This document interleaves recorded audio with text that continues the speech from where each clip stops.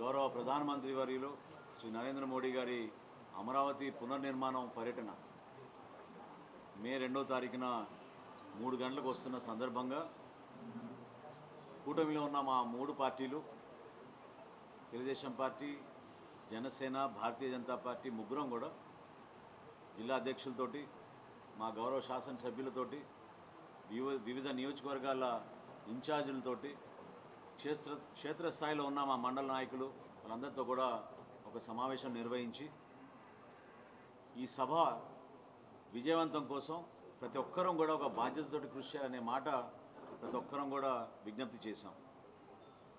ఆ మాట వెనుక ఆలోచన ఏంటంటే ఎంతో నమ్మకంతో అమరావతి ప్రాంతంలో ఉన్న రైతులు రాజధాని నిర్మాణం కోసం గతంలో 34,000 ఎకరాలు స్వచ్ఛందంగా వాళ్ళు గౌరవ ముఖ్యమంత్రి గారు చంద్రబాబు నాయుడు గారి పిలుపు మేరకు నిలబడి ఆ రోజున ల్యాండ్ పూలింగ్ చేస్తూ మన రాష్ట్రానికి ఒక రాజధాని కావాలనే ఆలోచనతో పెద్ద మనసుతోటి వాళ్ళు నిలబడ్డారు. ఒకసారి ప్రధానమంత్రి గారు వచ్చారు, శంకుస్థాపన చేశారు.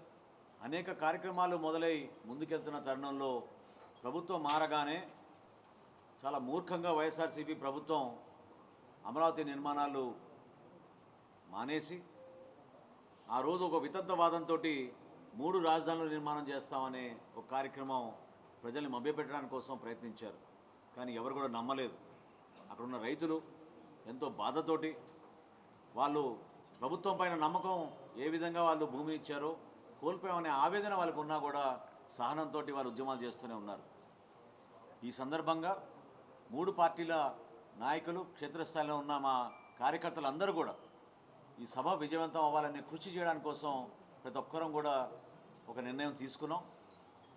ఏ విధంగా గౌరవ ముఖ్యమంత్రి గారు, ఉప ముఖ్యమంత్రి గారు పవన్ కళ్యాణ్ గారు నరేంద్ర మోడీ గారిని మనం ఘనంగా స్వాగతించాలి, అద్భుతమైన కార్యక్రమం చేయాలని వాళ్ళు మాకు సూచించారు.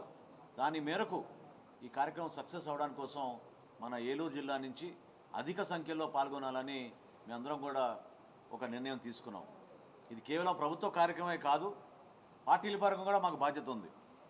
తెలుగుదేశం పార్టీ గతంలో ఏ విధంగా నిర్మాణం ప్రారంభించారో దానికి మద్దతుగా జనసేన పార్టీ ఏ విధంగా నిలబడిందో అదేవిధంగా భారతీయ జనతా పార్టీ నుంచి ఈ రోజున కనివినేర రీతిలో నరేంద్ర మోడీ గారు 10,000 కోట్ల రూపాయల అమరావతి నిర్మాణం కోసం ఆయన అందించి ఆ సహాయంతో ఈ రోజున మరొక్కసారి పునర్నిర్మాణ కార్యక్రమం ప్రారంభించుకోబోతున్నాం. కాబట్టి క్షేత్రస్థాయిలో ఉన్న నాయకత్వం అందరూ కూడా కదిలి రావాలని మేము కోరాం.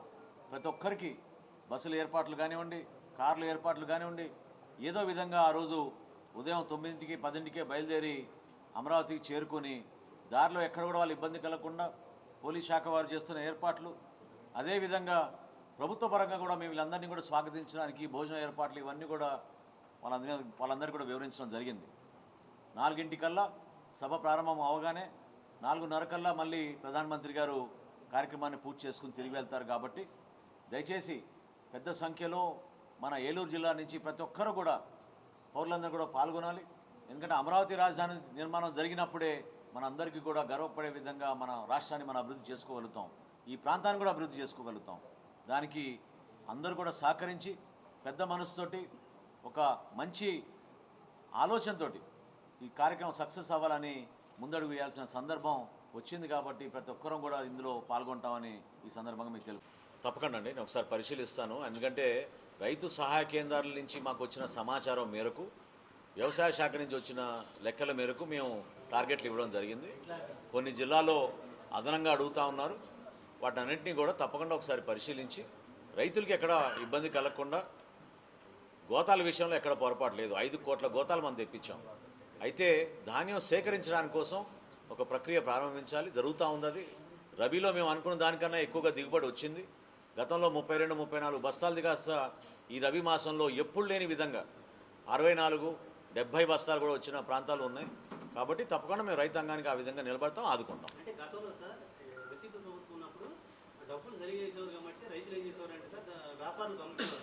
ఇప్పుడు ఈ ప్రభుత్వం వచ్చిన తర్వాత 24 అవర్స్ 48 అవర్స్ లోపల డబ్బులు పడుతుందంటే ధర తగ్గించి అమ్ముకోవడానికి ఇష్టపడడం లేక అందరూ ప్రభుత్వ కొనుగోలు కేంద్రాలకు వస్తారు. కానీ అటువంటి టైంలో ఏంటంటే మనకు 3,67,000 టన్నులు వస్తే ఏలూరు జిల్లాకి మనకి ఇచ్చింది 2,00,000 టన్నులే ఇచ్చారు సార్. ఇంకోసారి చెప్తున్నానండి, ప్రభుత్వం ధాన్యం కొనుగోలు అనేది ఇంటర్వెన్షన్. అది మేము వ్యాపారంలో లేవు. రైతాంగాన్ని కాపాడడానికి కోసం, రైతుకు ఒక భరోసా ఇవ్వడానికి కోసం మేము నిలబడతాం ఫీల్డ్లో. అంతేగాని మేము వ్యాపారం చేయడానికి కాదు. భారతదేశంలో మొట్టమొదటిసారి రైతుకి 24 గంటల లోపే డబ్బులు వేసిన ఘనత మా తెలుగుదేశం, భారతీయ జనతా పార్టీ, జనసేన పార్టీ కలిపి ఉన్న కూటమి ప్రభుత్వం. ఇది ఎక్కడ జరగలేదు. ఖరీఫ్, రబీ రెండు కలుపుకుంటే గత వారానికే 10,000 కోట్ల రూపాయల ధాన్యం కొనుగోలు చేశాం. ఇది ఒక అద్భుతమైన కార్యక్రమం చేశాం. భారతదేశంలో ఏ ప్రభుత్వం చేయలేదు. కాబట్టి రైతుకి ఎక్కడ కూడా నష్టం కలగకుండా ఒక నమ్మకం కలిగించే విధంగా చేస్తాం. నేను గతంలో వచ్చిన పర్యటనలో ఏలూరులోనే రాష్ట్ర వ్యాప్తంగా మిల్లర్లతోటి మీటింగ్ పెట్టాను. మిల్లర్లు కూడా నేను అప్పీల్ చేశాను, ఓపెన్ మార్కెట్లో వారు కొనుగోలు చేయాల్సిందే. ఎందుకంటే ప్రతి రైతు దగ్గర నుంచి గవర్నమెంటే కొనాలంటే అది కష్టమైన పని, ఆర్థిక ఇబ్బందులు ఉన్నాయి. అయినా కానీ ఇంత దూరం తీసుకొచ్చాం. కానీ నిలబడతాం, ఇంకా మేము మార్కెట్లో నిలబడతాం. కానీ మా ప్రోగ్రామ్ ఎప్పుడు కూడా ఇంటర్వెన్షనల్ ప్రోగ్రామ్, మేము వ్యాపారంలో లేవు.